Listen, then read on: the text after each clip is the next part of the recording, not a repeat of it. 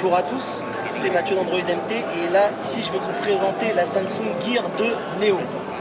Alors on repère tout de suite la différence entre la Gear 2 Neo et la Gear tout court, c'est au niveau définition. On a tout en plastique ici. Mais Samsung, la personne avec qui on a discuté de chez Samsung hésite à nous dire laquelle est plus premium et moins. Ils essayent de cibler deux clientèles différentes et celle-ci notamment il la recommande aux sportifs.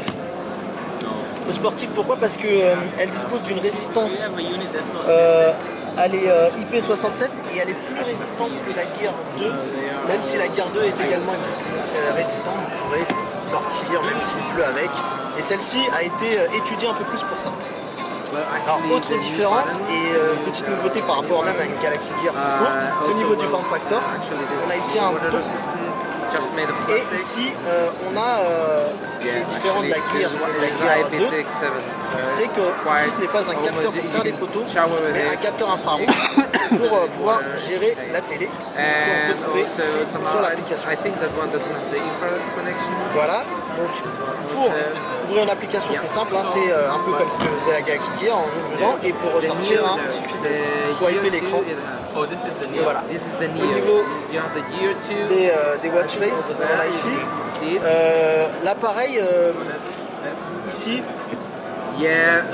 on peut voir le capteur ici pour les pulsations et également le capteur pour recharger l'appareil. La montre est équipée de l'accéléromètre, d'un gyroscope, elle est compatible Bluetooth 4.0 et donc elle a bien le port infrarouge comme je vous ai cité plus tôt.